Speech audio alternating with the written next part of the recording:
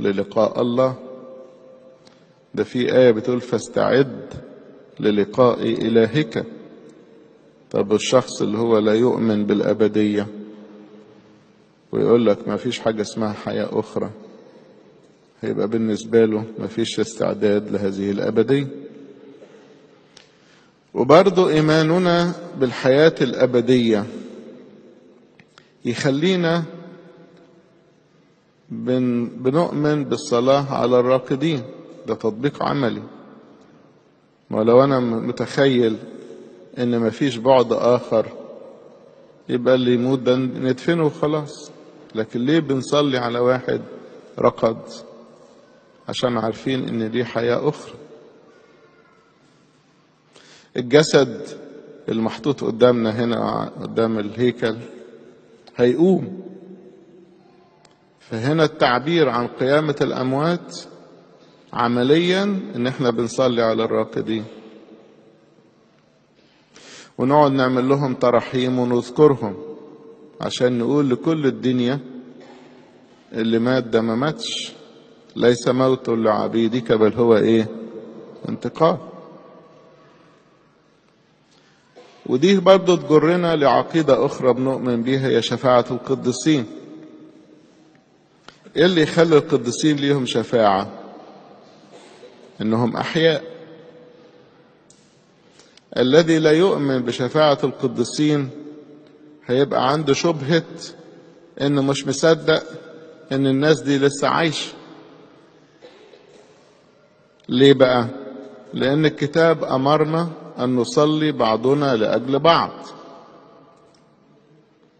فيقول لك لا، دي الاحياء يصلوا لاجل الاحياء. معاك حق، احنا ما عندناش حد بيموت.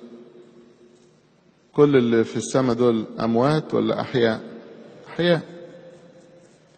عشان هم احياء يبقى بيصلوا لنا واحنا بنصلي لهم. منتهى البساطة.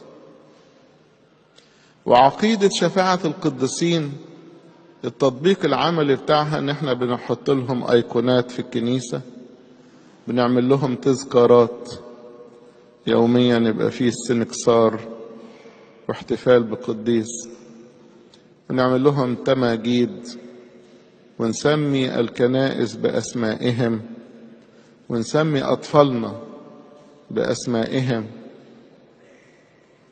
وأنا أرجو لما يكون عندنا ربنا جايب لنا طفل، أرجوكم نرجع تاني نسمي أسامي القديسين. يعني كان في جيل يسموا أسامي عايمة كده متعرف لها أصلا، عماد وعصام والحاجات دي. دلوقتي الجيل اللي بعديه بقوا بشوي ومينا وكرولوس. دلوقتي بيسموا أسامي أجنبية غريبة،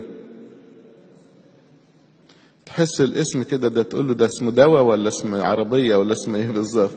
ايه الأسامي الغريبة دي؟ ما نرجع تاني للقديسين، لأن الاسم بيصبغ شخصية الشخص. فهو لما يطلع يلاقي اسمه على اسم قديس حاجة كويسة. من ضمن الأسامي اللي بتتسمى كتير دلوقتي اسم مارتن. مارتن ده اللي هو خرب المسيحية. مارتن لوثر ده خرب المسيحية. بقى في حد يرضى يسمي ابن يهوذا؟ عمركم تشوفوا حد يسمي اسم ابن يهوذا؟ طب ما اسم يهوذا ده مش وحش، ده السبط اللي جه منه المسيح. بس في واحد اسمه يهوذا عمل عملة وحش، مش هنسمي باسم. فليه الناس بتسمي مارتن؟ بلاش الأسامي اللي تحمل ذكريات وحشة للكنيسة. نسمي أسامي أولادنا على أسامي القديسين عشان يطلعوا متشبهين بهم.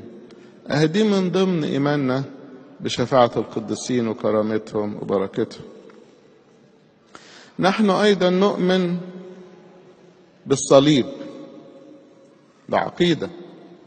فتلاقي التطبيق العملي نفرح بالصليب، نمسكه في ايدينا، نعلقه فوق كنايسنا، نلبسه في صدورنا، نرشم الصليب على الأكل وعلى أبواب بيوتنا وعلى الطريق اللي احنا ماشيين فيه، نرشم الصليب على أنفسنا. كل ده تعبير.